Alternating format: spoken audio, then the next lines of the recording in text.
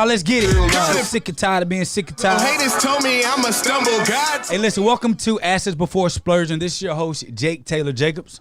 And I am Adelaja, the crown that brought peace. Y'all see how serious he, and I am Adelaja, the crown that brought peace. How do you want me to sound? I don't know. Y'all, he was extremely serious right there. But what I will say is this. I'm happy to be back. This is the second season of Assets Before Splurging. The last time I actually posted something on my podcast was in January. Sheesh. January. You hear me? Sheesh. You hear me? I heard it. And so I brought Adelaja on to be a co-host with me on the show. Part one, because he's running my financial firm that I started. He's running that now as his baby. And the second thing is, I know y'all get tired of just hearing me all the time. I would get tired of me too. You know what happened? I forgot to push record for the actual podcast. Welcome to Assets Before Splurging. I'm Jake Taylor Jacobs. And I'm Adelaja, and I'm the crown that brought peace. Hey, that's our co-host for the Assets Before Splurging show. Again, this is the second season of Assets Before Splurging, where we teach you how to put the things that are important first. And today, I'm going to bring to you live a topic that I think is very important for the black community, especially when it comes to all of us that are trying to learn how to build businesses, trying to learn how to be entrepreneurs, trying to learn how to scale these things so our lives can be changed for the better.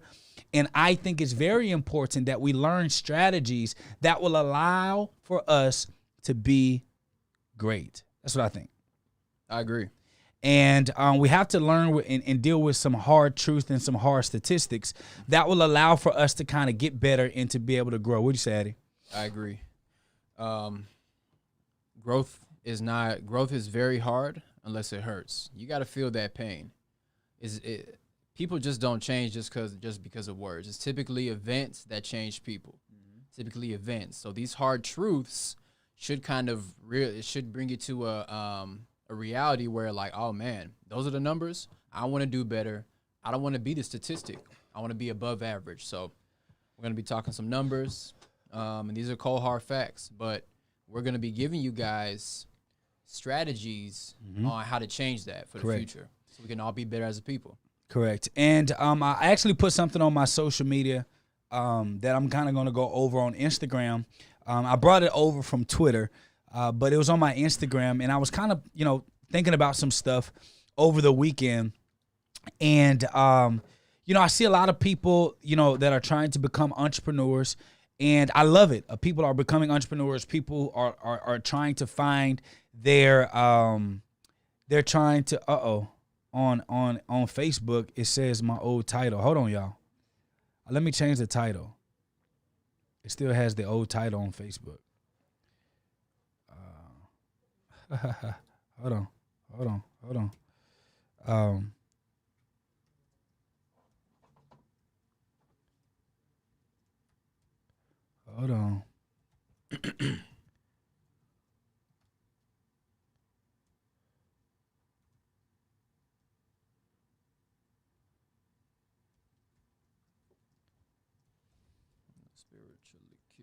Spiritually kill. I don't need your worldly weapon. That's the right title. This is the right title right here. Hold on. We getting it, y'all. We getting it. Listen, I told you I'm rusty. I'm rusty dusty. I haven't done a podcast since January, so I'm a little rusty, but I'm getting my bearings back together. I forgot to change the title. The name of this title is Why Black Businesses Fail and What We Can Do to Fix This Problem. And so when we look at businesses overall, right? We look at black people trying to build businesses in America. We look at all these things when it comes to us trying to learn how to survive online and offline as we build these businesses. And the common thing that I'm beginning to find, Addy, is that a lot of people of color, black folks that are starting businesses, are saying that the reason why they are failing is because of a lack of funding. What do you say about that? What do you think about that? I think it's more than a lack of funding. Okay. You can't give $1 million to somebody who's not financially sound. Mm-hmm. They're going to be broke the next day or very soon. Mm-hmm. So it's not just a lack of money. It's the lack of know-how as well. The training, the customer service, just having a business mentor, when I see blacks in business, it's very seldom that they have somebody show them how to do it. When I see blacks in business, they're really just self-employed and not really in business. I'll talk about it. What do you but- mean by that? So there's what is it, the quadrant? There's 4 different places that you can be. You can be an employee, which is trading your time for money. You can be self-employed, which is one of the hardest spots to be in because you're trading all of your time for money. You're working the business. You're still working your business. So if you're not there, your business is not making money. And that seems to be what we tend to glorify, and that's not the space that you want to be stuck at. You actually want to move to the quadrant that's business owner, then move to investor. So when you're a business owner, your business makes money, and you don't even got to be there. That's where we come in with the business automation. So, but the biggest thing that I see, like, you know, and people talk about lack of funding and the reason why they're not succeeding in business. But I think that a lot of people in business, one of the things that we struggle with is the lack of being resourceful.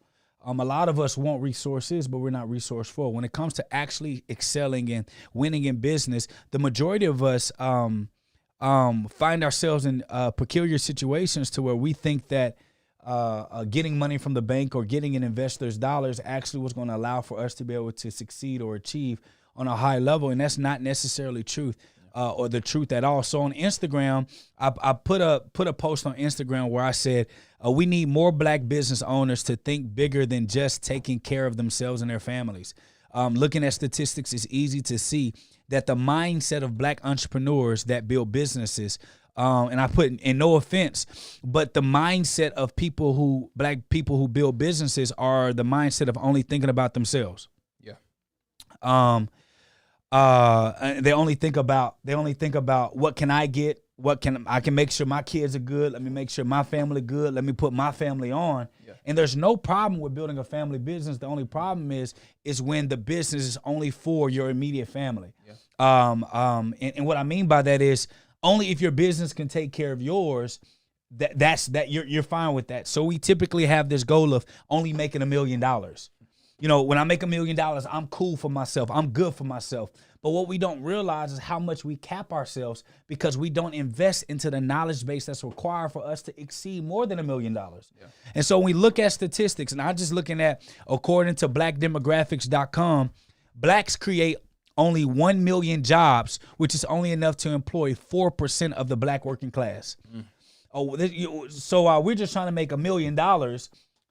Black entrepreneurs are only responsible for creating 1 million jobs, which only helps 4% of the black working class. So it's funny because we talk about having the ability to do for self, right? Yeah. Not working for the white folk or the white man, or not working for the Asian man or that person. Yeah. But it's not too often that you see black companies that are equipped enough and structured enough to be able to hire people and keep them long term. True. And so we find ourselves in this cycle of always like being self-employed. So no matter how much money you make, you're still self-employed. You're still only paying for yourself and taking care of yourself, which then puts blacks who aren't entrepreneurs, because truth be told, there's a such thing as people who aren't built to be entrepreneurs. Yeah. And you could be a part owner of a company, you could be a business owner, but there are certain things entrepreneurs do that just built different than other people. No doubt, for sure. And so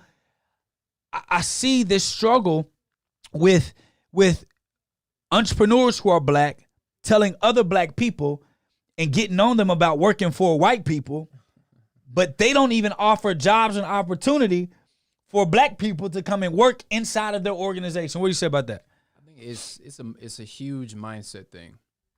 And it stems back from decades of just struggle. So when you finally get on, you're like, man, I don't want to tell them this because I don't want my spot to get taken. Yeah. Or, me and my family, I don't know why we have that attitude, but me and mine's is good. So shoot, me and mine's is good. Yep. What about the betterment of our community? Yep. How can we all move forward as a people? Yep. As a people, not just you. The black community will be able to progress more further than we are now. We are getting somewhere, but if everybody is on the same level, the same field in a sense, knowledge-wise.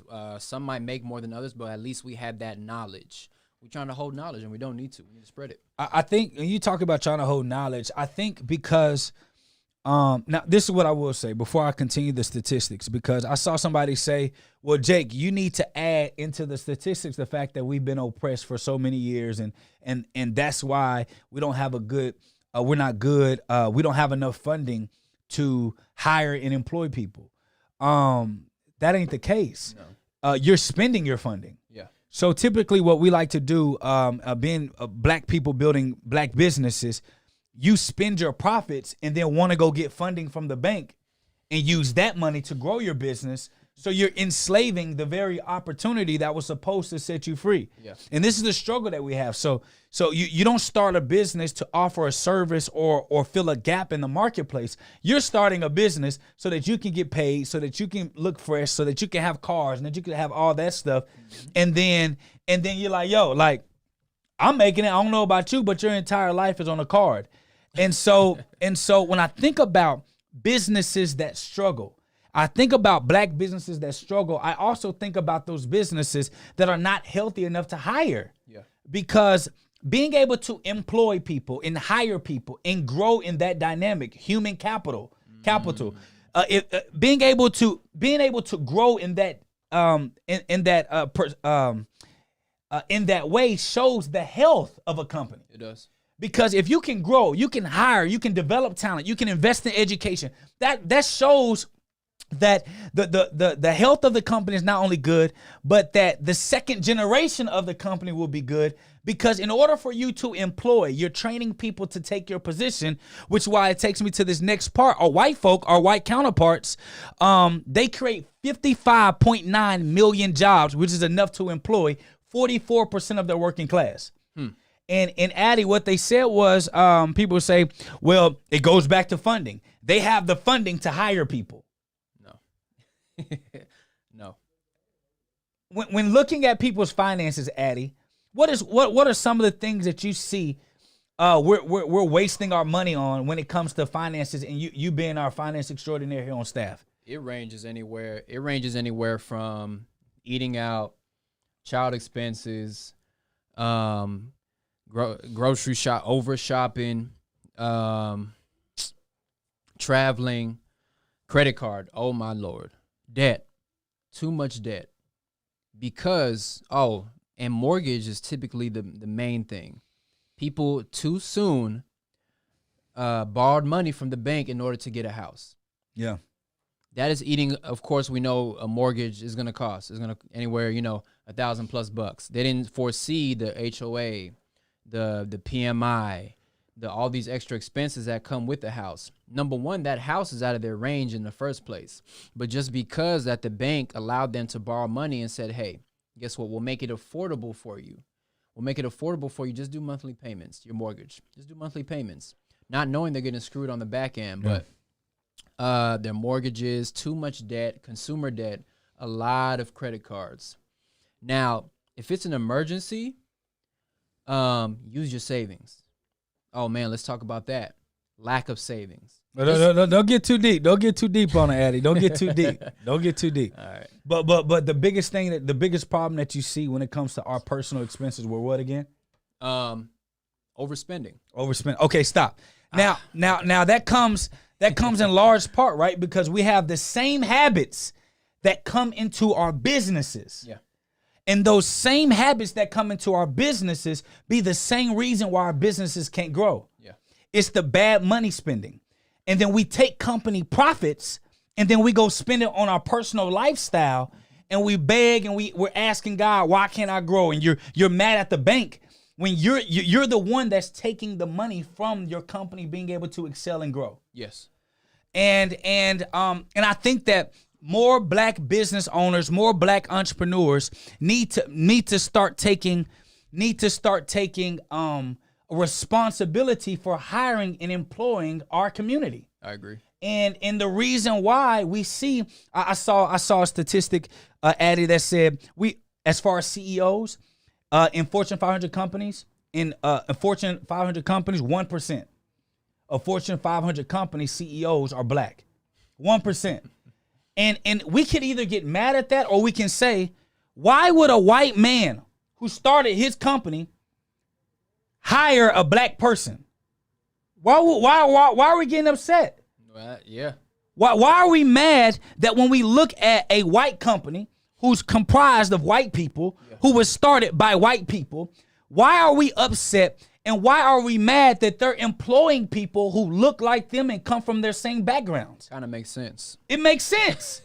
and what happens is we want to be included so bad, Man.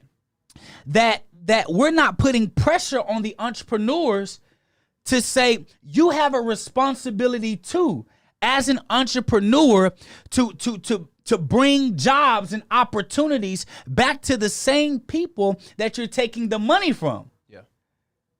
And so versus expanding, I hear people talking about get VAs, get virtual assistants. You need to hire people from the same community from which you're taking money from. Ooh, yeah. Why you say, what's going on in your head right there? So, as a black business owner, you're running a black business. The people, your clients, they're good enough.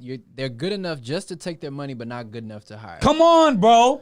Okay, so some of them, truth be told, might not be good enough to hire. Yeah. That's where it's up to you, the person with the know-how, Yeah. to educate, to Yeah. train, do free seminars. Hey, this is about business. This is about finances. We'll only get stronger as a people, our weakest link. So for those who have the knowledge, we need to be spreading the knowledge. And so here's the deal, right? So what I've noticed is that entrepreneurs, what we do versus employing, building businesses, growing our company, what we want to do, we don't want the responsibility and the headache of, I'm talking about black entrepreneurs, of hiring, manage a team, developing a team, investing in salaries and investing in bonuses and investing in structure. So we give coaching. This is what we do, right? We just give coaching. I don't have a problem with entrepreneurs creating academies and teaching their strategies. We do that. What I have a problem with is when you have the capacity to hire and the first type of thing you hire is a VA. The first type of person you hire is not somebody of the community that's eager to learn, that want to develop, that want to come work for you. You don't want to hire people like that. And so we cap our ability of growing at $1 million. And what happens when we cap our ability to grow at $1 million, we just want to make $1 million. There's not enough room for other valuable people to come inside of your organization if the goal is only for you to make $1 million. The purpose of making more money is so that you can have more opportunities for people in your community, which talks about the number one reason why black businesses struggle. We have no vision past our own personal gain. Yeah. That's the first number one reason why black businesses fail and why black businesses struggle is because our vision for the company does not exceed our personal gain, what we personally want.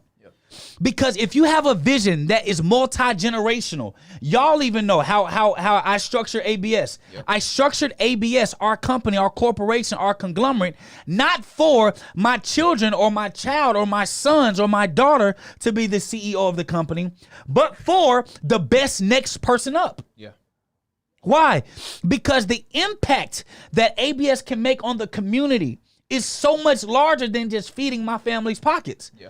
Because me passing away and dying has nothing to do with the equity of my family still having ownership of the company, but who runs the company, it does. Yeah. And so what happens as black business owners and entrepreneurs, we only see business to the extent of where it takes care of our life.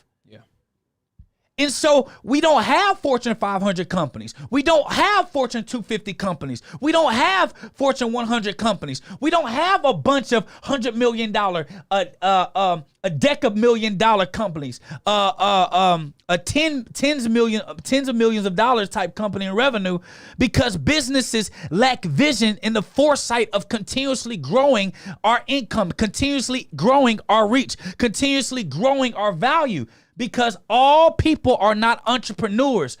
So I think that the community needs to put more pressure on entrepreneurs who just want to take from the community and not add value to the community. So I can't be the entrepreneur that wants to chastise people who are working for the white man, working for corporate America, working for this man. You need to do for self. No, the ability to do for self is also inclusive of the entrepreneur allowing blacks, our people, a chance to come work and develop within their organization so that you can do for self. Because whether people believe it or not, I believe that when you work a job, you are still doing for self. You got to go to work. Yeah. You gotta go do the service. Yep. You gotta go do the opportunity. And I saw something, Addy, where somebody was like, you gotta be bigger. You gotta be bigger than paying yourself 2 times a month.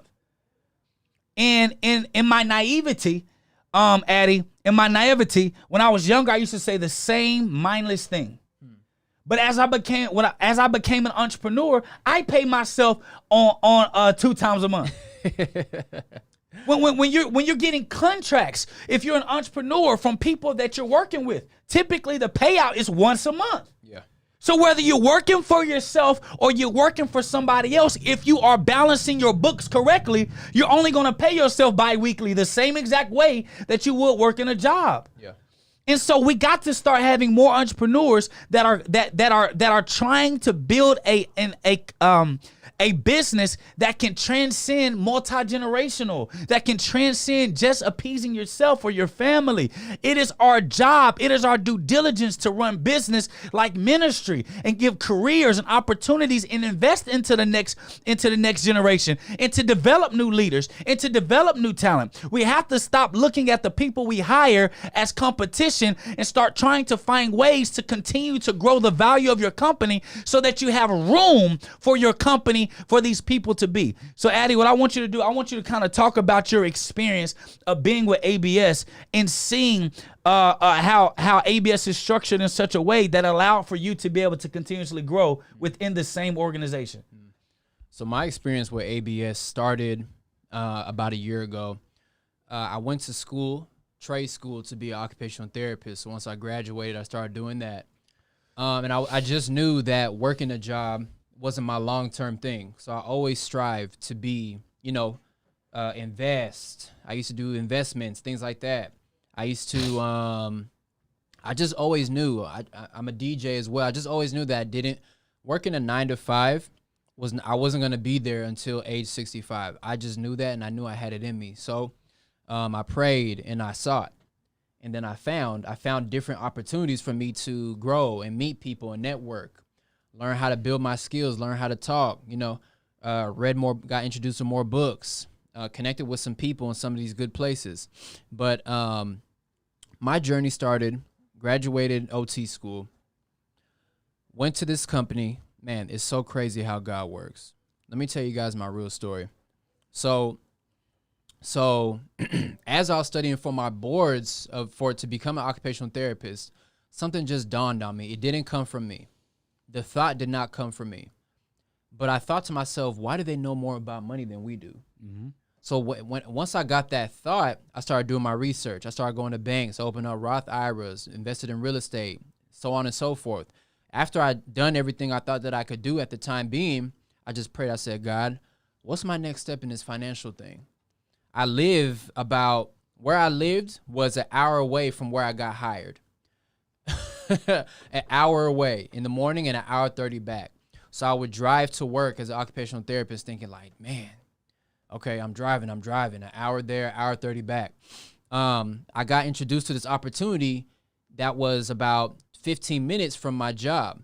So me driving there, if I wouldn't have been driving there to work, I wouldn't have took that financial opportunity to be an entrepreneur 15 minutes north.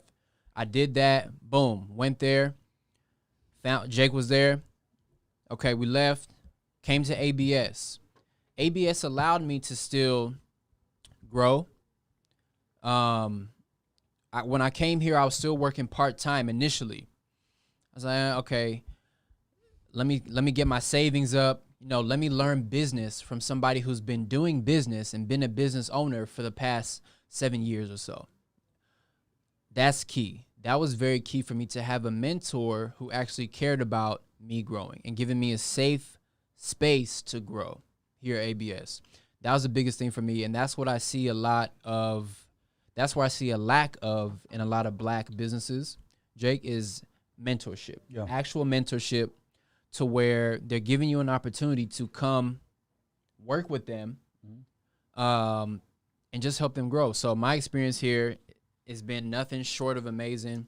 I quit my job, went full-time entrepreneur, and as I'm here, being around of people like Brother Ben X, Jake, and the other creatives that we have here, it just it opens your mind to think of things that you wouldn't have thought if you were by yourself. Just hearing people talk like, oh man, I can create an ebook out of that. Oh man, I can create a course out of that. Things that I never would have, let me not say never, but things that I probably wouldn't have thought of myself. It's just a great melting pot, a fish tank to be into. It's just great. I've just been allowed to grow here, and I'm very happy for where we're going. The constant sit downs with Brother Ben X and Jake has my mind growing and expanding, thinking of things I wouldn't have thought of before. And I'm excited to be over ABS Broker soon. When I think of, the reason why black businesses fail, right? We talk about lack of vision. Yeah. The lack of vision also causes for us to lose out on the ability to hire top and develop top talent.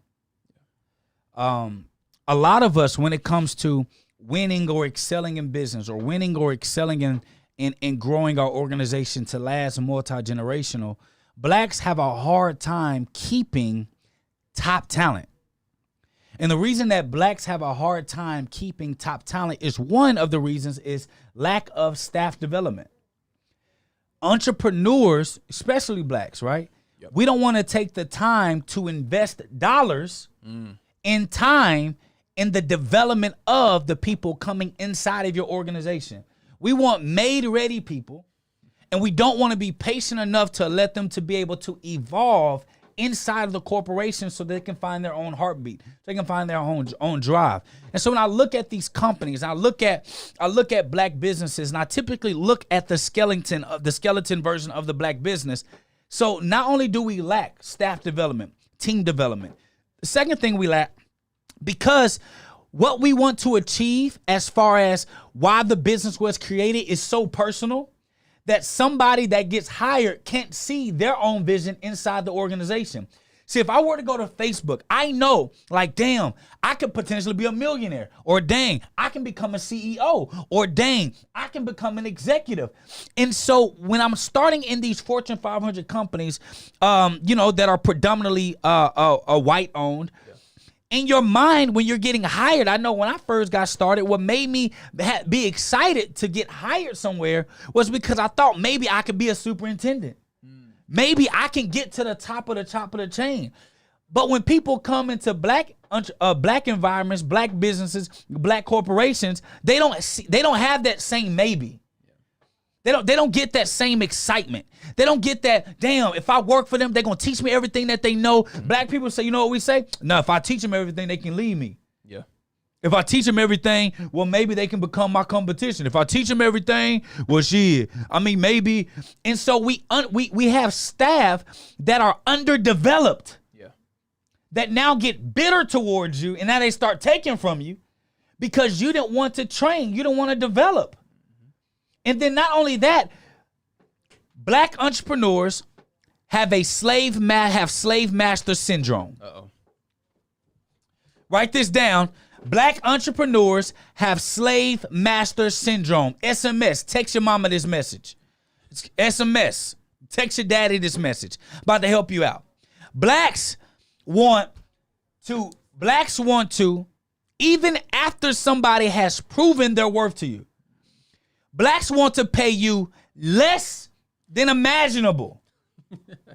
Blacks want you to work for free for life. Much like most pastors do at a church. Oh, we don't want to go there? No. We don't want to go there? Yeah, we do actually. Okay, we want to go there? Yeah, pastors have made it to where they get paid 6 figures, but it's not in the church's budget to hire nobody, but it's only in the church's budget to pay for the pastor. But the pastor want people inside the church to work for free. Full time damn near. Yeah.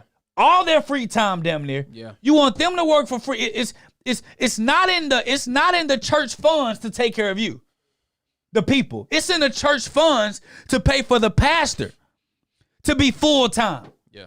To be in the driving the Benz. Be in a big house. When the secretary of the church been working there 20 years, just as long as the pastor.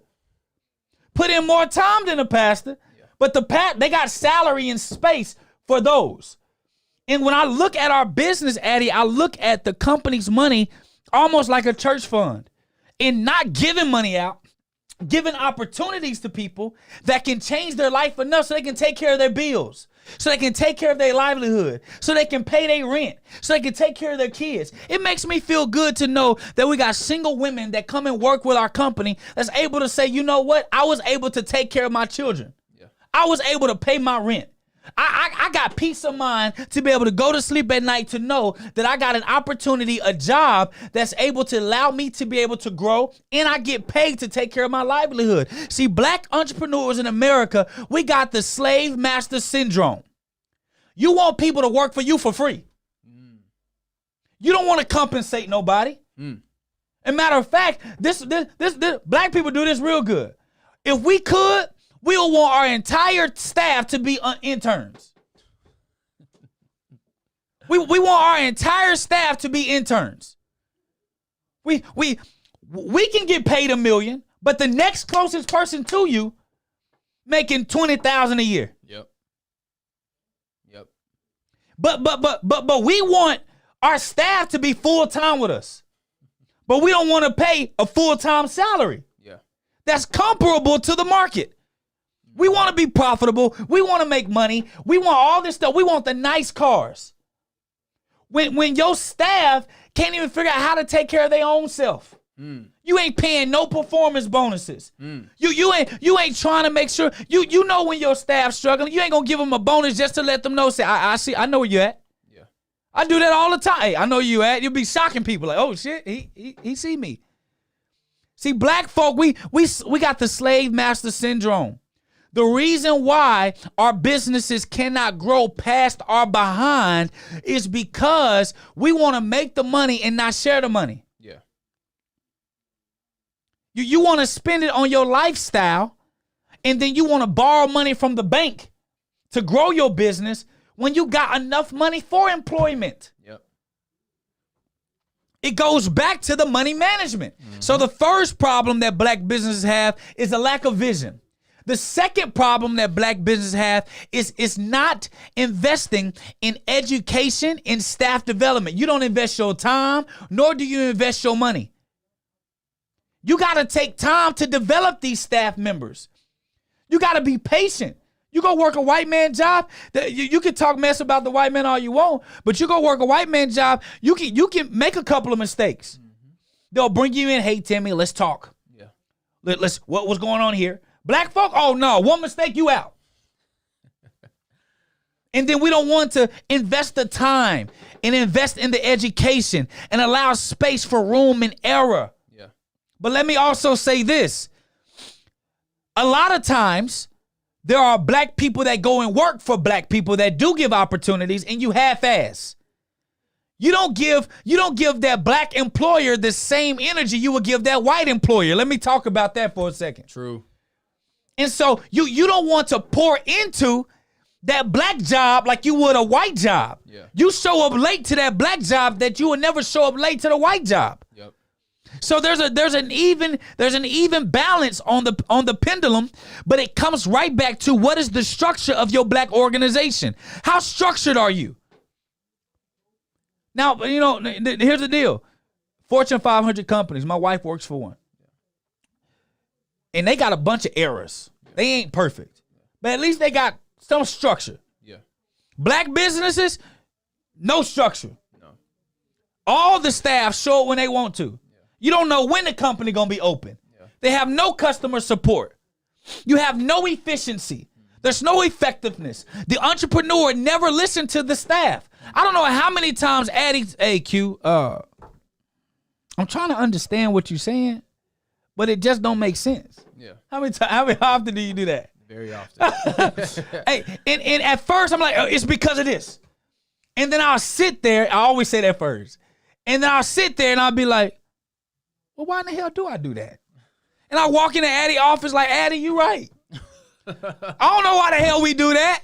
Well, what do you think we should do? Well, I think you should go like this. Let's bet. Let's do that.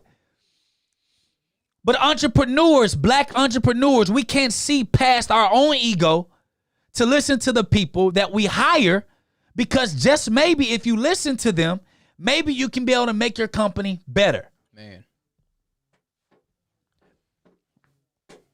Me, myself, I know there's a lesson to be learned from everybody, from the smallest of people to the largest of people, from those who have a lot of money and from those who don't. So I like what you just said there about actually taking into consideration your staff members' suggestions, not letting your ego get in the way. Yeah. As African Americans, I don't know why our egos be so high, but especially when it comes to our business. Well, we already spoke about it. That's because it's our business. It's my business for my family. I'm not going to listen to you. I hired you. Right. Facts. I hired you. So why am I going to listen to you? Facts. And that just shows a lack of client business owner relationship, because you're serving your marketplace. You're serving your staff members. Right. Right. Those are the people that you need to be taking reviews from. You said you what? What'd you say? You're serving the marketplace and you're serving your staff members. So when you get a staff or a client review, you need to take heed of that. Yes. Oh, dang. Yes. Oh, why do I do that? Yes. Addie, boom, boom, boom. Yes. Let's fix it. Yes. But that ego part, and I don't know where it started, but that ego part, maybe it was a lack of, oh yeah, I made it. You know what the ego is? The ego is when people think that money is what makes you valuable. No, it's not. That's where it comes, Addie. When you think that money is what determines how valuable you are to the marketplace. Money is just a reflection of your true value. Yeah. So if I'm broke in the bank account and I think I'm extremely valuable, there is something that may be wrong. Because money is just a reflection of the true value you bring to the marketplace. Yeah. So you may be valuable, but the value does not supersede your circle. So you may be a valuable person, but if you're only being valuable to 5 people, typically your bank account will reflect the value of only 5 people. Yeah. Well, that was good. Yeah. But if you're truly valuable and you take your value gifts and your value stance to the world, now your bank account will reflect the value that you bring to the world. See, the problem with business is that we need to bring ministry back to business. Uh-oh. Talk about it. This is where we struggle. We need to bring ministry back to business, back to when it was more than just about X's and O's and numbers. And it was more about the value that you're bringing to people, the development that you're putting into people, the opportunities that you're giving to people, and keeping people first, results second. Thinking about the marketplace and the trueness of it. What value are you truly bringing to the marketplace? Are you taking them crap, or are you bringing your best? Yeah. What value am I bringing my staff? Am I truly giving them real opportunity, or am I acting like Pharaoh with the Israelites? They don't know the story. And if you don't know the story of Pharaoh and the Israelites, you probably need to read Exodus. Pharaoh was a ruler who enslaved Israelites. Yeah. And he gave them jobs.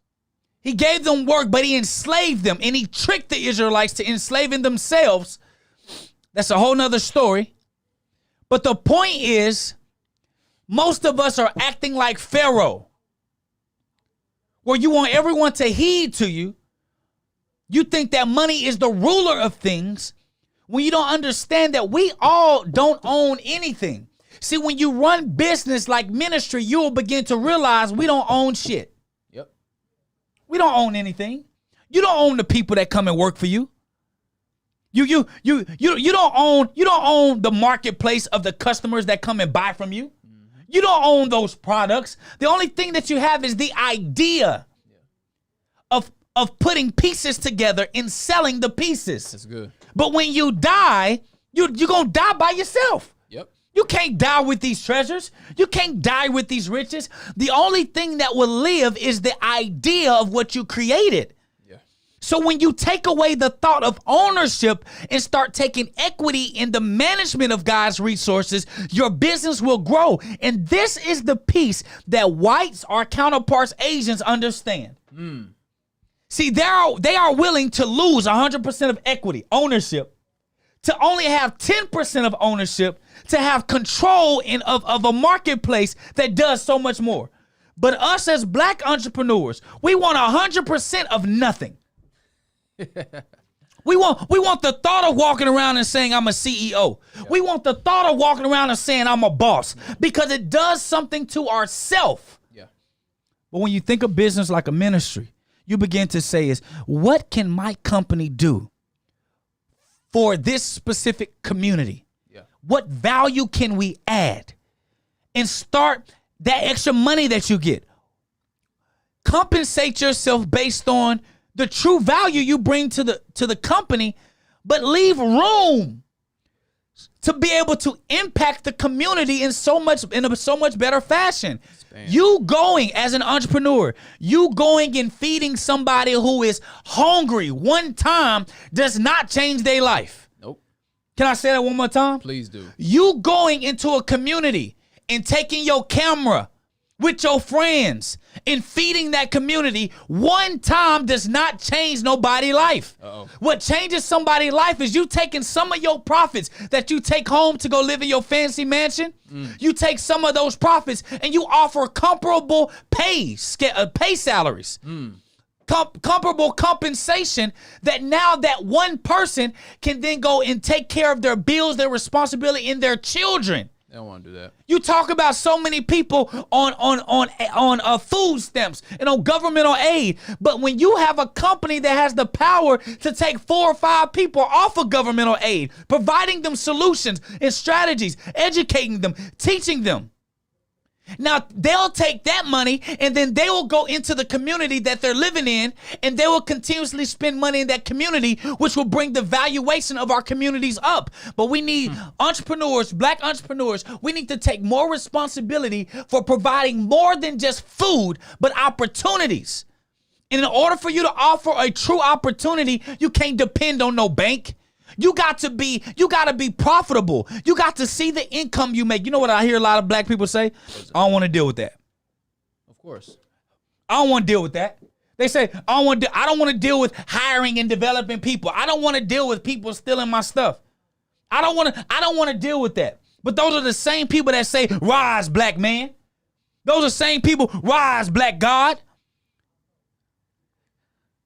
You're not even showing anybody how to rise. Bro, you're too caught up in yourself. I love the saying, do for self. I truly do. But what I like to say to people is, yes, do for self, but don't forget about others as well. Yes, do for self, but don't just think about yourself. Going back to a couple points that you said, Q, the marketplace, your bank account is only a reflection of your value that you bring. So back when I was doing my friends' money management, I was doing money management with my friends. That's where I started, practicing my skill. Been doing it for about 4 or 5 years now. Do it with a couple of friends and family, tweaking my skill, working on my skills. So when I used to do it for 5 people, my bank account reflected that I was only doing it for 5 people. Yeah. But as I continued to learn from mentors, get access to good mentors, like Jay Taylor Jacobs right here, and other people, being able to put myself in a position to where I can bring my skill to more people to increase my value to the marketplace, that's when I started to see an increase. I never imagined that I would truly get paid to teach people how to manage their money. I just started doing it because I truly cared, because I figured it out. I figured it out. So I said, oh man, my people got to know this. Yeah. I never had that ego to where, oh nah, shit, they can figure it out by themselves. I never had that ego, and I'm thankful that I didn't. Yeah. Once I learned something valuable, I wanted to spread it to my people. I started with a small circle. Did my bank account reflect it? Sure. But I knew that's where I wasn't going to stop at. Yeah. Fast forward, I now get paid to teach people what it is to me, basic money management. To me, it's basic. To everyone, it's not going to be basic. I now get paid to do that. So just touching back on a couple of things that you said. And yes, do for self, but don't just think about yourself. The world is so much bigger than yours. Yeah. Every human on this earth, we have the same purpose. It's just in different lanes. When people say, my purpose, you have your purpose. We all have the same purpose, which is to serve God's people. You just have to figure out what lane you're going to do it in. I was born a certain way, so I'm good at certain things. God already gave you what he wanted you to do. You're just too busy looking at other places instead of looking in the mirror like this. Looking in the mirror. What am I naturally good at? I'm naturally this, I'm naturally this, I'm naturally this. Therefore, wow, let me do things that correlate with whatever skill that is. Yeah. So that's where I started. I'm naturally structured. I naturally pay attention to the smallest details. This one gets me in trouble. I'm naturally good at pointing out what people do wrong. So I'm a therapist. So think of me working in the hospital. Okay, just going off of all the things they do right. They ain't never gonna get healed properly all the way. So I'm looking at everything they do wrong. Oh, I didn't even notice. But that's how I naturally have always been. That's just one of my gifts. What Sunday? It was maybe like 2 Sundays ago. Or maybe when I was reading the word, I don't know. But it mentioned that God chose King David for a reason. Oh, I know where it got it from. God chose King David for a reason. He didn't try to change him.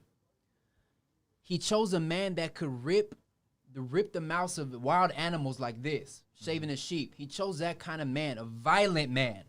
King David was a violent man. But he needed that kind of man to be the king of Israel. See, God, every gift, we all have a gift that we're good at, naturally. It's already in you. It's already in you. It's just realizing that gift, using it for a bigger purpose than yourself, getting some vision, not holding on. Once you make it, oh, nah, shit. I don't know what they're going to do, but me and mine is good. Realizing your gift and taking care of the people around you. We all serve the same purpose, and that is to serve God's people, to help one another. Some people will do it in the hospital. Some people will do it in the fire truck. Some people will do it in finance. Some people will do it in business. But let's work as a team, y'all. I think, and now I'm about to give the solution, because I've been talking about the problem, and I talk about the problem so that we can understand that there's a problem, so I can provide the solution. There you go. But Addy talked about how we all have the same purpose. What I would say, just to tweak that, to say we all going to the same destiny, the same destination, which is to serve God's people. There you go. The purpose is the vehicle of what you use or what you drive to get to serving God's people. So some people may drive the purpose vehicle of being a firefighter. Some people may drive the purpose vehicle of doing hair. Some people may drive the purpose vehicle of doing insurance. The vehicle is of what you're using to get people to the destination of freedom, of serving people, and the passions of what you use to fuel it. So the first thing that we got to do in order to overcome the problems that we deal with when it comes to struggling with business is that, first of all, we have to, for one, clarify what the vision is. And a vision of God is bigger than yourself. Uh-oh. So you cannot say that God gave you the vision to start the company if the reason that you started the company was only to service you. Because anything that is God takes more than you to complete. Anything that is of self, you only need self to do. So you differentiate if it was from God or was it just for you? Because that would tell you exactly if you need to reevaluate this vision. Because a vision that is bigger than you, you know it's going to take people that are more talented than you in order for you to bring the fullness of this vision through. Now, what I will say is this.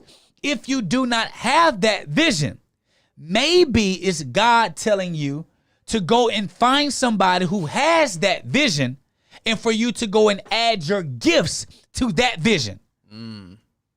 So if you don't have a vision that is large enough to encompass more than just you, and it only encompasses taking care of you, you want to make $1 million or whatever the case may be, you may need to submit your gifts to somebody else's whose vision is larger so that your gifts and your ability can submit to a larger will or a larger purpose of God. So the very first thing we have to do, we have to clarify our vision and make sure that our vision impacts just more than you. So what does that mean for the marketplace? That means that the value that you bring to the marketplace, it supersedes you just making $1 million. Because truly to impact the marketplace in a truly big capacity, in a big way, you got to see more than $1 million. You got to see more than you making $100,000 a month.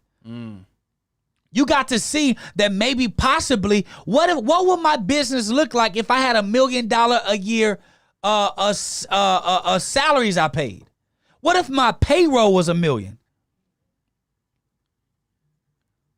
Well, what if my payroll was $1 million? Uh-oh. See, that's what I think about. I say, how can I put ABS in a position to where we're going to be paying $1 million in payroll? Because I'm thinking that if we're paying $1 million in payroll, we got to be doing 10 million. We got to be doing 10 million. We got to be doing close to, 20, 30 million. If we're paying 10 million a year in payroll, we got to be doing 100 million. Those are the thoughts I think about. Vision. How big? Let me recalibrate this vision and make sure that this is, now watch this. Now watch this. Now your vision, where you're going, it has to be compatible to your gifts. Because a lot of us, we get into opportunities that are only fads or they're there to service us financially. And it's not tied to the overall end goal that where God has us. So what's happening is you started a business as a side hustle that got bigger than you expected. But because you don't want to do it long term, you're just thinking of your exit strategy and not thinking of the people that's on track with you.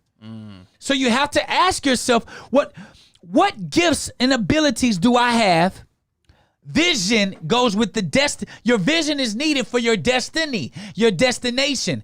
See, you have to have vision to reach God's destiny for you. So if I have vision to reach God's destiny for me, I need the right vehicle that can get me there. Yeah. The vehicle of choice is your purpose. What is your purpose? What are your gifts? And what opportunities best fit your gifts? Yeah. Because somebody that's not good at talking, and they will begin to judge their abilities based on someone else who's good at talking when they're really good at critical thinking. Yeah. So if Addy judged his God-given gifts of him speaking, me speaking my God-given gift versus him talking, he would think that he was not capable of doing amazing things. But if Addy says, wait, I may not speak as well as Jake, but I critically think better than him. And I find errors that he overlooks. That's where I can be valuable. Yeah. So let me show him that I over excel in this area, and his gift now become equivalent to me speaking. That was. I hope y'all caught that one. Because if I'm judging myself, if I'm judging. If Addy was the CEO and he's really good at critical thinking, and I'm good, but I'm not as good as Addy, but I speak really well. Yeah. If I say, damn, man, I can never critically think like Addy. I don't know how Addy always finds the holes in things. Yeah. I'll never be good. Versus saying, Addy, I see how you find the holes, but I know how to communicate the holes to the people. Eee. Can we? Now it's a, oh! So I got to figure out what, now watch this. Now if Addy takes his gifts and takes it into an industry that requires for him to speak a lot, he will never excel to the potential of his gifting because his gifting is misplaced. Yep. And when your gifting is misplaced, you can't excel in the way God intended because you are out of order. You're not on post. Yeah. And what happens is we got a lot of entrepreneurs and a lot of people who fail in business because your gifts are in the wrong environment Speak on for it. growth and excelling. Yeah. You know, hearing that, Q, it reminds me of that picture or story. It's all the animals lined up. Yeah. It's like a fish is not dumb because it can't climb a tree like his monkey. Yeah. Like the monkey. It's just in the wrong environment. But you put a fish in the water and you put a monkey in the water, who gonna look stupid now? Now watch this, Addy. Watch this, Addy. Watch this, Addy. And watch this. Your gift is what you naturally do that you were never taught to do. Oh, Watch this, Addy. Because a fish don't gotta learn how to swim. not at all. A monkey don't gotta learn how to climb. Nope. And a cheetah don't have to learn how to run. Fast. Nope. And so if you're constantly in a space where you're always trying to learn new skills and it don't feel comfortable, odds are that it's not your natural gifting. Come on. Because your gifting will make room for you in areas that your other skill sets won't allow you to. So a lot of us struggle in business is because your gifting is being used incorrectly. And a lot of us look at our gifting and say, that can't be what God want me to use because I do that too easy. That can't be valuable. I need to do what they doing. Nope. That's why black businesses fail. That's why. And now watch this. Here's another reason why black businesses fail that we gotta fix. See, when you don't know your gifts, you will try to do everything and be everything. Sheesh. But when you know your gifts, you know where you're vulnerable at, and you hire people and you find team members and you find business partners that fill the holes of the areas that you are weak in, which requires you to hire and train, which requires you to lean on other people, which requires, you see what I'm doing here? Yep. So I said the reason why black businesses don't make it is because the entire company is dependent on you. But when you realize your gift, you realize, well, I do this, but I don't do it the best. So who can I find that can fill this gap? And if they fill this gap good enough, maybe we got something. And so what happens is when I find this gift and I find this space and I find my groove, I know what I can and what I can't do. Yeah. That's why when people come and look at our company and they talk to me sometimes, they be like, Jake, you need that. Jake, you need this. Jake, you need that. I'm not the person who is unaware of his insecurities. I'm not a person who's not unaware of his weaknesses. I'm a person who is fully aware, and I'm actively looking for those things in those places where I am weak. And I'm actively looking for people who can point out the areas that maybe I am weak because maybe they naturally see something that I don't naturally see. I need you on the team. And I am willing to share my personal profits to have somebody like that on the team because I know that I'm building a multi-generational company. Yeah. And a multi-generational company needs to be able to survive with or without you. So the vision and understanding your gifting is absolutely important. I agree. Because if you don't understand that, you won't be well. Watch this. Watch this. But when you understand your gifting, and it's important, it quite naturally makes you do a couple of things, Addy. You begin to save money better. See, what happened is when you understand your gifting and you know what you're strong at and you know what you're weak at, Addy, it forces you to be structured in every other way. Because when I was building ABS originally in the beginning, I was doing everything myself. Yeah. And I say, damn, I know what I'm good at. And I'm doing all this other stuff. I need to find people that can help me do this other stuff, that they love to do that stuff, so I can do this stuff. Yeah. And so I knew I needed to save money, and I knew I couldn't spend all of the profits because I realized I was doing 7 jobs. And so if I ever wanted to be free from being a slave to the very opportunity that was supposed to set me free, I got to realize where my gifts are. Y'all pay attention. This is how you move from self-employed to business owner. So what happened was I said, Addy, I was doing 8 jobs actually. I was doing 8 jobs. I said, well, I'm doing 8. I want to get paid to only do 1. So I need to save money for the 7 positions I'm doing so I have enough money to do 1. Hold on, you said save the money and not spend it. Correct. Just because. Correct. Okay. Because watch this, Addy. Okay. Most business owners, they only got a $30,000 to $50,000 credit limit. They got $30,000 to $50,000 of utilage of credit. Okay. That's the same money that an average black person can use or average business owner can use from their profits. So the very thing you're indebting yourself to, you can actually save it if you took the time. And they're using credit and debt to pay payroll. When you got enough profits, if you did right by your money to do it. So what I noticed was, I said, yeah, I'm making such and such amount. I was when I made like 20, 30,000. I said, yeah, I made 20, 30,000 this month.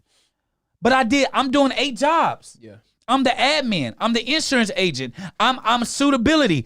I'm my own assistant. I'm my own accountant. I'm the marketer. Yeah. I'm the trainer. I'm the CEO. Yeah. I'm doing 8 positions. Yeah. I want to get paid just to be the executive, the CEO. So that means there are 7 positions I got to fill. Uh-oh. So what happens is now you make that 30,000 in a month and you say, really, I don't deserve 30. Uh-oh. I only want to get paid to be a CEO. So I'm going to pay myself 10,000. That leaves me $20,000 to properly compensate 7 positions. Yeah. If I save money for 2 months, I got enough money to hire staff. To fill the positions that I am weak at. So now you got to be structured. Why? Because I just can't get any staff, Addy. Yeah. I need to get people that I know are going to be leaders that's going to want to make 6 figures one day too. Yeah. See, what entrepreneurs do, we want to get the cheapest help. See, we want to put our cousin Bobo and them in. Yeah. We want to get Pookie and them and put Pookie and them in on. We want to get Jeffrey. We want to get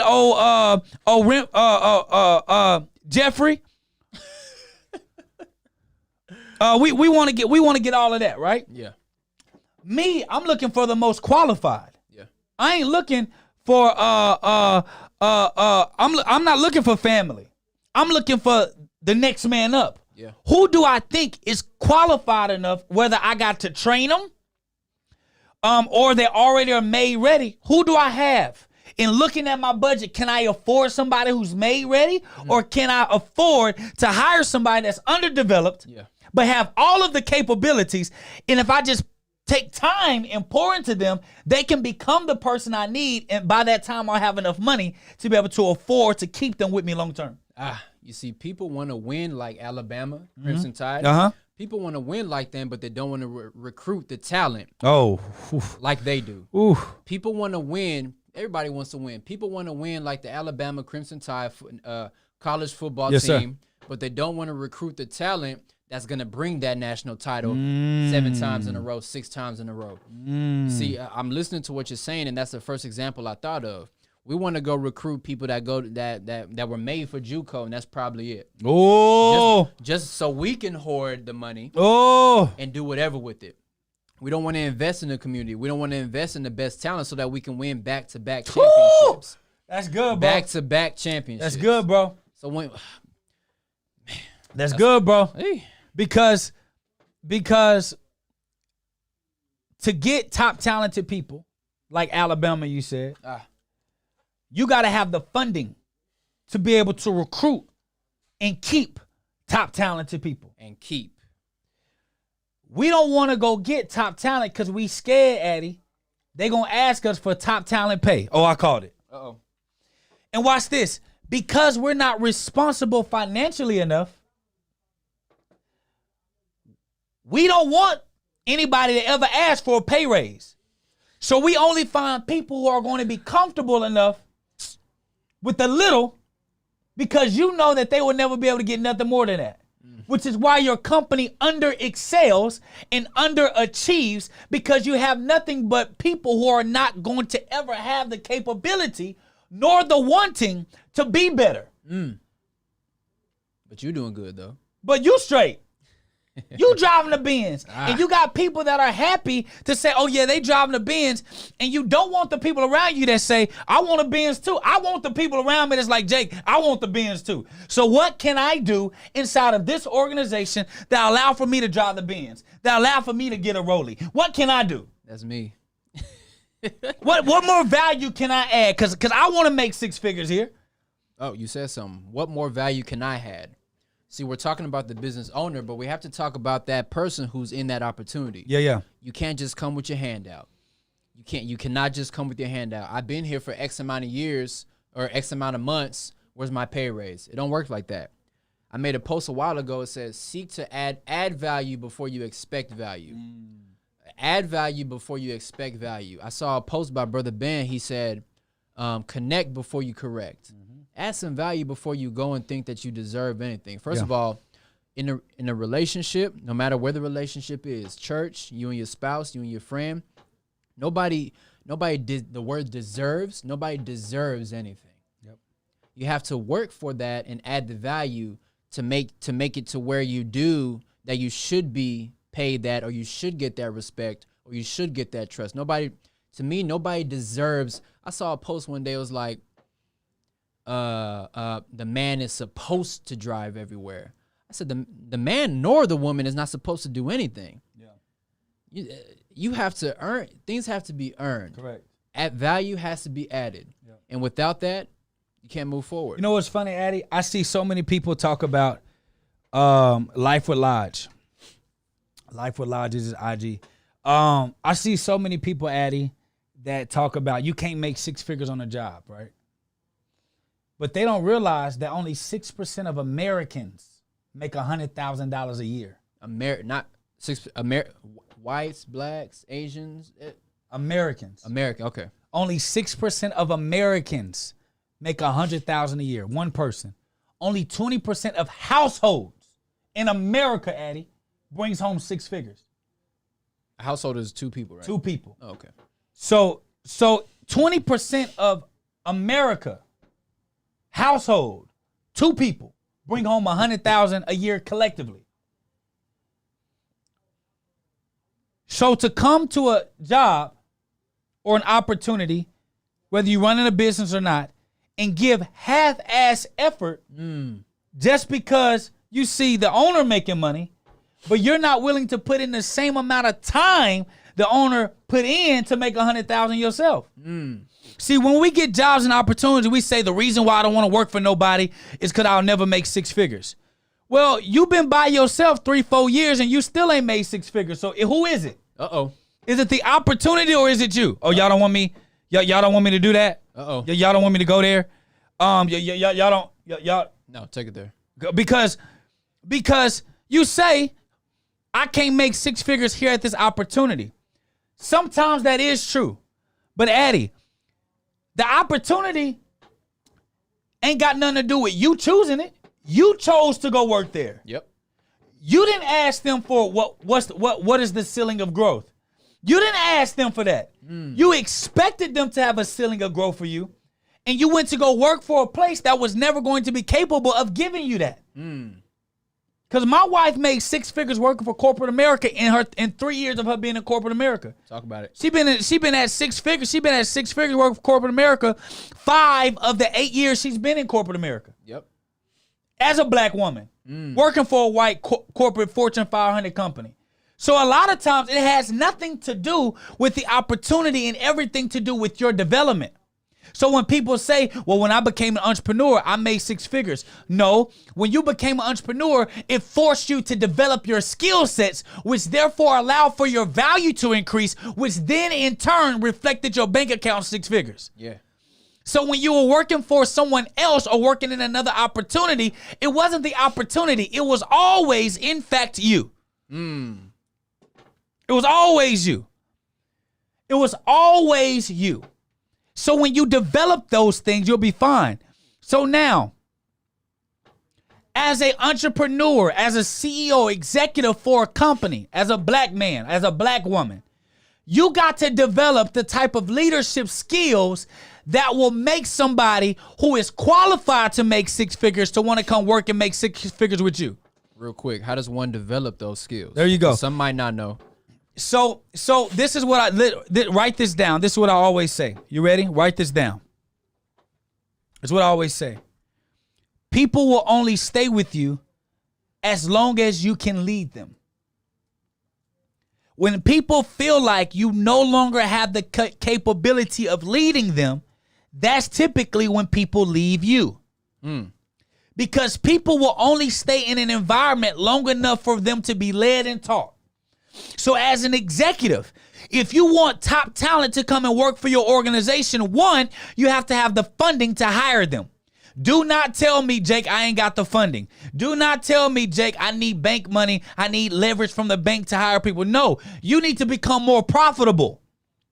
You need to start saving your company's money and stop spending your company's money. It's that S word. You need to start structuring your financial house to be able to be put in a position to hire quality help.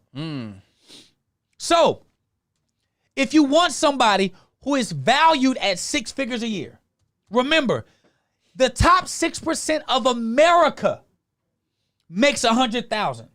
So the type of person that you have to be able to manage, oversee, partner with is in the top 6% of America. The top 1% in Black America. Yeah. This is a higher caliber type of person. Yeah. So you got to invest in a personal development. You got to invest into the understanding of being able to lead somebody of that capability. And also you have to learn the power of yielding to their expertise. Because in order to keep somebody of that caliber inside of your organization, you can't undermine them or treat them like they're a subordinate. You have to treat them and adhere to them for the expertise of what you need from them. Yeah. Which requires you to be a servant to them as they are supposed to be a servant to you. You're supposed to yield to them as they are supposed to yield to you. It's an ebony and ivory type of balance. It's the balancing of responsibilities and respects of gifts. It's me saying, yes, I'm the CEO, but you are the chief whatever, or you are the director of this. And I trust you and I respect you enough to shut up when you're talking and to listen to the ideas that you may have watch this, if you are proven. Yeah. You can't come giving expertise if you ain't proven. Yeah. A lot of us like to go work in opportunities and go partner with people, and you immediately want them to respect you, but you ain't putting no work in. Gotta earn it. We still ain't seen no work. We still ain't seen the effort.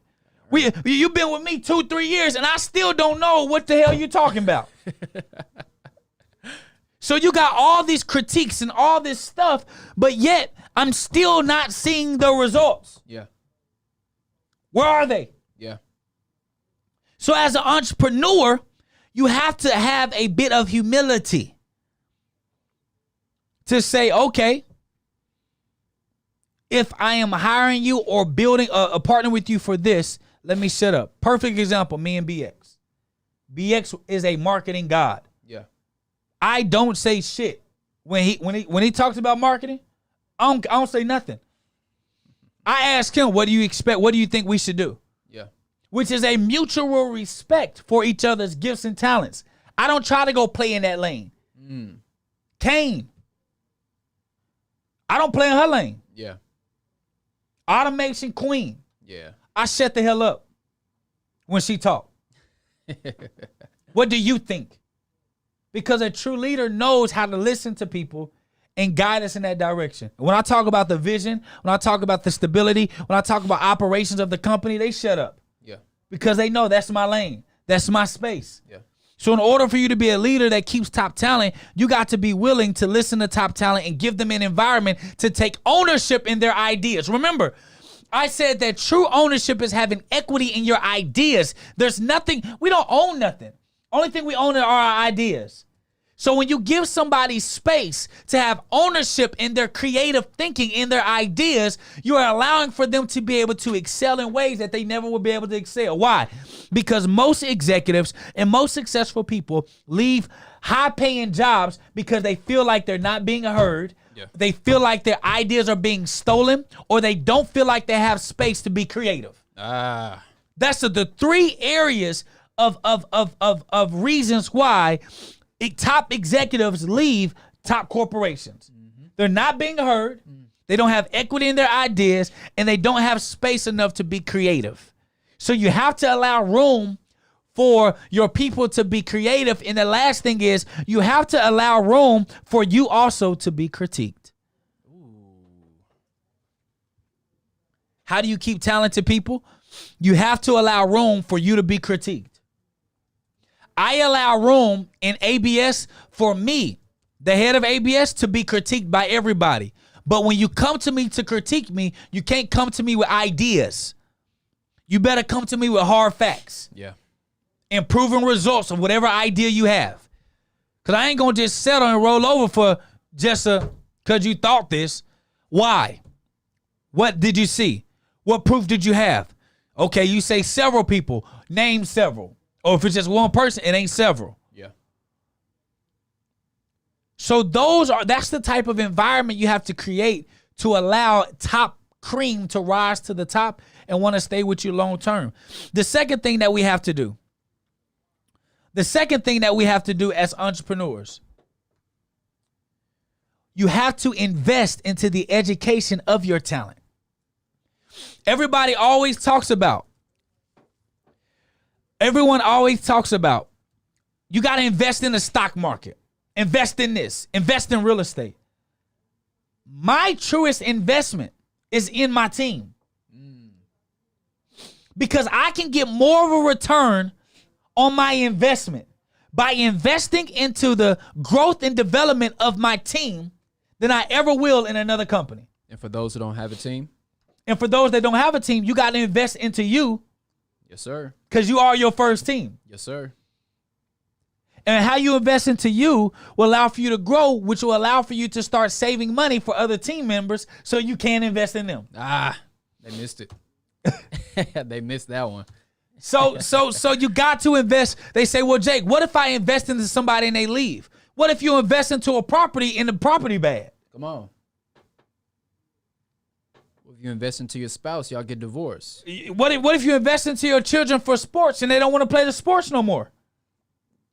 College. You got to do your due diligence on who you investing into. Come on.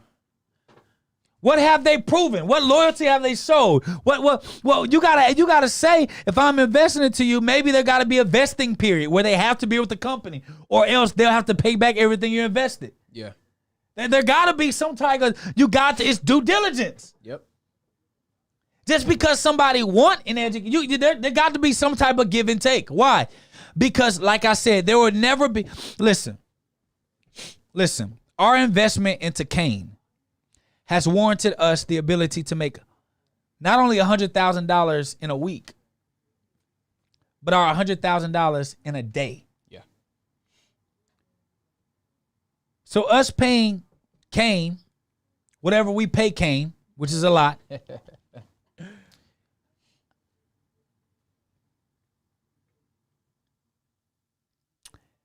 has brought us back 10, 20, 30 fold. What stock market do that? My investment of time and money into Chandelier and Adelijah has brought me back and will continue to bring me back 10, 20, and sometimes 100 fold. What are we working on? My investment into my brother BX,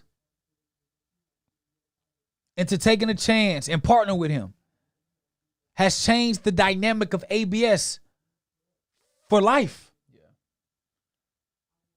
There's no investment in the world that could have garnished or gave me a return on investment bigger than the investment of me investing my life and my heart into AJ, my wife. I'm trying to show y'all where the true investments are. Because I invested myself into my wife. My wife's belief and comfort and giving me stability enough so I can go create the life I knew I could bring us has brought her a return. Matter of fact, her investment into me. Let me say that. Yeah. Because my wife was holding us down financially as I was building ABS. Paid every bill. Paid for children's stuff. Took care of the house. Because this is why I say, you need a job while you're building your business. Yeah. Because if it wasn't for my wife's job, we wouldn't be as stable as we are today. Yeah. They say, Jake, but you didn't have no job. Yeah, and I was struggling until I met my wife. Because she was the job. Yeah. So if you ain't got no wife or no husband, you need a job. Yeah. So my wife held the family down, which allowed me to go build the future for the family. My wife held the present while I built the future. There you go. And that investment into me, into the vision I have for our family, has paid her back 1,000-fold. So there's no company that you can invest in that can bring you more ROI than the people that surround you. Yeah. Us paying 40, 50, listen, y'all, we pay 40, 50,000 a month in payroll. It's increasing too. We pay 40 to $50,000 a month in payroll. That goes into people's households, that takes care of them paying for whatever bills and responsibility they got. So 40, 50,000 a month goes back into the community every month because of the opportunities we provide. That's not the point I'm making. 40, 50,000 a month in payroll allows for us to make $300,000 to $400,000 a month. Come on. In revenue. Talk about that's ROI. Now watch this. Me by myself, Addy, I can make 30, 40,000 a month, but not consistently. Yeah. So I went from only wanting to make $30,000 to $40,000 a month. Till my mind, I shifted. I said, God, I want to pay $30,000 to $40,000 a month in payroll. I said, God, I don't want to make $40,000, $50,000 a month. God, I don't want to make $1 million a year.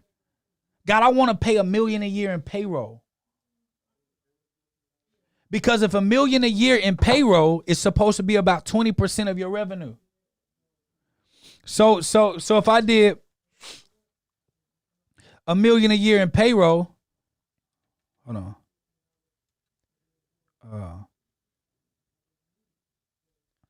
You said 20%. I'm gonna get it right. Hold on. If I did $1 million a year in payroll, that's $5 million a year in revenue. That came from you investing into other people. Though, That right? came from me investing into human capital, Okay. into people. You know, The best investment you can make in your business is in the investment into people. Go ahead. I always ask this question to people. I'll say, name me some of your assets. If you were to pass away right now, what do you consider assets that you would be passing down, whatever you have, to them? What do you consider your assets? Yeah. Right now I have nothing. Right now I just have my car. Right now I just have this. Right now I just have that. No one ever has answered without me soliciting it. No one has ever just straight up answered, oh, my daughter, my son, my husband, my wife. That's my asset. To me, even before this, people were my number one asset. My mom, my dad, and my little brother, my immediate family. Those are assets. People are assets. So I wholeheartely believe that when you invest into people, you get a bigger ROI or return of investment than you could from. Come on, boy. Than you could from these people telling you to Come on, invest boy. in stock. From these, them more than from what they tell you to invest into real estate. Come on, boy. Invest into your. If you don't have a team, invest into yourself first. You are your biggest investment. If you go down, how's the household going to make money? Invest into your personal development first. Save that money. God, we're teaching the game right here. Invest into yourself first. Save your money. Stop splurging. Assets before splurging. You are your asset. Yes. Invest into yourself. Yes. Everything comes back around full circle. Yes. So when you invest into yourself, you save your money, you develop money management. Yes. Now you might be able to afford a business mentor. Yes. Do we not have a business mentor? Yes. Jake and Brother Ben, you guys have a business mentor, correct? Yes. Okay, so when you save your money, you invest into mentorship, you invest into A, B, C, and D Yes. to develop you. Yes. Now, people feel like that you can lead them. Yes. People feel like that you can lead them, so you will invest into them, they're gonna invest into you. Yes. You train them. You train your staff, and you also listen to your staff like you're going to listen to the marketplace because you're serving those two people you're serving. Bro, somebody literally just posted, how many minutes ago? They literally just posted 25 minutes ago, taking too long to get to the point. And the sad part is, we've been given a point the whole time. The whole time. That's the problem. Yeah. That's the problem. Microwave society. Microwave. When we've been given the point the entire time. Yeah. If you listen to this podcast, this one episode, we've been given the game for the whole hour and 24 minutes. And you brought out a point that I was alluding to, Addy. And the point that you brought out was people think that assets. I know this is going to be. People think that the top assets are land. You know, I always be like controversial. Is that word? Yeah, controversial. Right? Yeah. Land, gold, stock, all of that.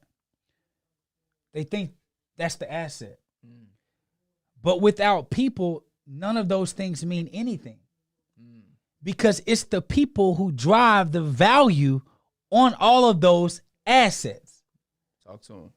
See, I can own all the land in the world. But if there are no people around to say, man, I value that land, it means nothing. What makes land in a specific community less valuable? Addy, what makes land in a specific community less valuable? Land in a specific community less valuable. The people that are there, the attractions that are there. Mm-hmm. So if it's just a blank piece of land, unless even if there's gold and minerals in this, it's a person who says, "Oh, this is worth that." Exactly. So watch this. So none of those things matter. Yeah. It doesn't matter how dilapidated the community is. Yeah. It doesn't matter that there are thugs on the corner. Mm. It doesn't matter because you can have a piece of land that's in the middle of a community that got little gold rinds in the ground. Mm. It's in the same community. What makes that land valuable? People want it. Yeah. So that means that people are the true assets. People get to determine what currency is. People get to determine the value. Uh-oh. So that's why I say people first, results second. Because what makes a stock valuable? People. Yeah. If people say, man, we ain't effing with Apple no more. Man. The value of Apple what? Diminishes overnight. Yeah. Because people determine the value. So the true asset is exactly what Addy said. It's in people. Yep. So when people ask me, Jake, what's your asset? My asset is worth millions. Why? Because of what I instilled into our people and what I built inside of ABS. ABS will still continue even if I died. And that means that there's no price point on the value that is actually brought. Yes, sir. What's your value? What's your assets? It's people. This people. So when you're building your company, you build products that best make people happy. Mm. When you build your company, you create an environment that makes people you hire happy. Mm. When you build your company and you got profits, the best thing to put your money ain't in a building. It ain't in equipment. It's in people. Mm. Why? Because if you have people in your company helping you run the ministry of what God gave you, you can go on vacation and it still survives. Yeah, that's true. But 99% of business owners, they can't ever leave their company because they scared that when they come back, ain't going to be nothing to be there. So it's people. Yeah. It's people. Mm-hmm. It is people. And the problem that most entrepreneurs have that are black, and the reason that they fail is because we undervalue people. We undervalue people. Undervalue people. No customer service. That's, No efficiency. No operations. that issue starts in the household. Because growing up, we weren't valued from our parents. Yeah. Some of us were, some of us weren't. That's a fact. We Our weren't. our feelings and emotions weren't valued. Correct. Our ideals weren't valued. Every time we wanted to ask a question, we were told to shut up. Yep. This grown folk business. This grown folk business. Yeah. We weren't able to ask why. Yeah. So when you get to a point, even as a child, you can recognize like, man, I can't even say how I feel. Yeah. I must not matter. So when we grow up thinking that we don't matter, we just think people in general don't matter. Yeah. So when we get to a point where we grew up like that, but we still we got into a position where we were self-employed and a business owner, you still think people don't matter. Yeah. They're good enough to sell to, but not good enough to invest into. Come on. Because the way you grew up made you feel like you didn't matter. Your feelings don't matter. You don't take people's advice when they critique you because you just feel like no emotions matter. Come on, bro. No feelings matter at all. Come on. So it starts in the household. This is why counseling is important. This is why creating a safe place, whether it's in business for you to be critiqued by the people you hired or to be critiqued by, in a respectful way, your children. Well, Dad, I don't really like, not in front of everybody, your children aren't going to disrespect you. No, I'm not telling you to let them do that. But when you create a safe space for everybody in the household to critique and talk to and we have to let our kids and our children, we have to give them a chance to be intellectuals, use their mind. Yes. Not just telling them to shut up, this is grown folk business. Yes. I don't understand where that came from. Hey, shut up is grown folk business. So your child never got to develop in communicating with grown folk, and then you kick your child at 18. Thinking that they're grown. Thinking that they grown. You didn't create that environment. And then we go out there, we want them to be successful. Where their training camp didn't have the training camp didn't have the best facilities. The bench press messed up, this messed up, the communications messed up. You guys don't talk about money. You guys don't talk about feelings and emotions. The pops is, it stems from the parents. Yeah. We have to create a place in business and the household because everything starts in the household. We have to create a place where it's safe to talk and develop because that's where it first starts. Why do people spend tons of money to go out to eat at a high-end restaurant versus a cheaper restaurant? Oh, it's that quick satisfaction. When you put that fork in your mouth after you scoop the food, you automatically taste it. But when you're dealing with a person who's probably more hard-headed than them, you already know it's going to take a long time for me to get my ROI. When you're raising your child and you want your child to be successful, you want him to be a doctor, go to the NFL, NBA, it's going to take years. They're not just going to pop out and go to college and then get a good job and then start taking care of you. So you already know, I'd rather get this, and it's just human nature, I'd rather get this instant gratification than to invest into something that's going to take years. Okay. Now, what would make, because at the restaurant, right, the reason why I like going to high-end restaurants, like steak places and seafood and stuff like that, I know I'm going to get charged a lot for the same type of food. Yeah. But typically at a higher-end restaurant, it's not the same type of food.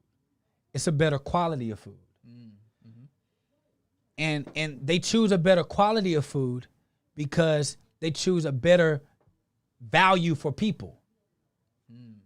The reason I like going to higher end restaurants is because the waitresses, they treat me like they value me being there. The reason why I like getting higher end cars is because when I purchase something and I get my car serviced, they show me that they appreciate my dollar. Yeah. People will stay and people will buy from people that value people. Uh-oh. See, the moment that you run into somebody at Chick-fil-A that don't say my pleasure, you immediately are shook. Hot. Why? Because you're like, nah, the culture of Chick-fil-A is y'all value me. Yeah. And I would rather spend $7 for a chicken sandwich Yeah. than $2 at Williams Chicken. Why? Because I know not only the quality may be better, Yeah. but the service is better. Yeah. And if the service is better, I know that the value of what they present me will be better. So they can charge me a higher premium because they know that value comes with premium when it comes to valuing people. Yeah. So it goes back to people. Your business is struggling because you don't value people. You can't keep top talent is because you don't value top talent. Because if you value top talent, the Bible says that your treasures are where your heart lies. Yep. So you put your resources and you invest your resources into the people you actually care about. So if you don't care, you calling the people that work with you, your brother, your family, your sister. And if you don't care about them, you don't provide them or give them an environment that shows that you care. You don't care about them. You're a slave master. Slave master syndrome. You want them to slave for you, but you're not willing to slave for them. You don't care because if people were truly your asset, you would value people better. You would be structured because you know people actually love and thrive in a better structured environment. So you're going to try to continue to provide structure. You're going to money manage right because you know that people that come and work with you, they want the safety to know that you're not going to bail on them when things get tight. When a company is going under, are you just going to cut them or you got enough money in a reserve to pay all payroll until you figure it out? See, your customer service would be all right if you valued your customers. But you can't say that you value your customers if you got shitty customer service. If you stunting on social media about all the bags you got, but you don't have quality customer service, that should let the consumers know that you don't give a shit about them. Yeah. Yep. I don't care how good your product is. Staff development. Are you pouring and developing into your team? Or are you always angry? Do you treat your team like you treat your children? Do you treat your team like you treat your spouse? You want them to shut up and just do something. Get out your way. Only speak when spoken to. Well, how's the relationship with your children and you? How's the relationship with your spouse? Man, I love how my parents raised me, bro. As long as we were respectful, my parents allowed for us to be in grown folk environments with them, having conversation. We couldn't speak or we didn't talk, but they allowed for us to sit there and hear how they engaged. I love my parents, bro, because my parents actually gave me an environment. Now, they weren't perfect. There were days when they were short, of course, but they allowed for us to voice our opinions. My dad said, son, I'm going to always give you enough room to hang yourself. Even when it came to punishment, they said, you want an ass whooping or do you want punishment? Yeah. Think wisely. And I had the choice to weigh. Do I want a whooping? Yeah. Or do I want punishment? Yeah. I can get the whooping and just deal with the consequence off top. Yeah. Or I got to have a prolonged, be disciplined prolonged for a longer period of time. Yeah. Because I didn't want to handle the heat of my decision. My parents gave us the choice. And when we chose, they dealt with us the way that we chose. I love that. Yeah. And so you, as an entrepreneur, do you have that same respect for your people? Where you say, hey, listen, if you were in my shoes, how would you deal with me? There are so many people that fired themselves here at ABS. Just with me saying, if you were my boss and I was your CEO, how would you handle me? It forces them to say, damn. These are two things I would do. So you choose, which one do you want? You want to not get paid this month because you didn't do shit? Or would you like to get paid and be fired? You choose. And so when you create that environment, it allows for that to be, it allows for the type of excellence that you require in order for you to excel and succeed. And the last thing is, your people need vision. Without vision, the people perish. Yeah. So when you don't have a vision that is large enough for people inside of your organization to see their dreams in it, the people will perish. Your vision has to be big enough to encompass the people that are inside of the organization, inside of that vision with you. It got to be big enough. It has to be big enough to get their dreams in it. It has to be big enough to get their visions and their purpose inside of it. And if your vision isn't big enough, or they don't see themselves in the vision, the people will perish, which means they will die out of your organization. Yeah. That one was so good. And you said something. You said your company has to be big enough to fit other people's purposes in. That goes back to what we were saying. If I'm a critical thinker and you're the speaker, you have to create in your business places for this critical thinker to fit, grow, and excel. Yes. I hope y'all got that one. Man. They don't realize I've been teaching the whole time. We've been teaching the whole time. But that also goes back to showing do you truly care about people, the people in your organization like you say you do. Because if I truly love this person, I'm going to try to figure out what their gifts are. As the leader, I'm trying to find where your gifts are, and I'm trying to help put you in an environment that best fits your gift. But if I just want to use you, I won't be patient enough to figure out where you best fit. And therefore, I just want to get as much out of you because you can't perform in this area. I know I can get cheap labor. Because if I put you in the area where you really actually can excel, I know I'm going to have to cough up some money. But for me, people in our organization, I see them as investments. If I invest into you, my ROI will be this. And I know that because I'm putting you in the best place that fits you. And in that environment, you will be able to do this, this, this, and that, which will allow for us to be able to do this, this, that, and this. They get what they want, you get what you want, and everybody wins. So if you want to win in business, you want to learn how to do it, text 50K to 210-504-4094. Text 50K to 210-504-4094. And what will happen is you will get text, you'll go through this sequence, and our support team will actually allow for you to be able to get in one of our courses called Purpose to Profit, where we show you how to turn your purpose into a profit so that you can be able to get to where you want to go. Hey, listen, guys, everybody, get ready to cue up the music. Listen, everybody, this is Jake Taylor Jacobs. Click it.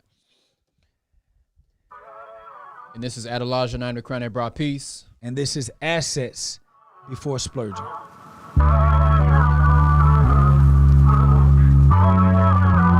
Dylan got it bumping. I took that Bible.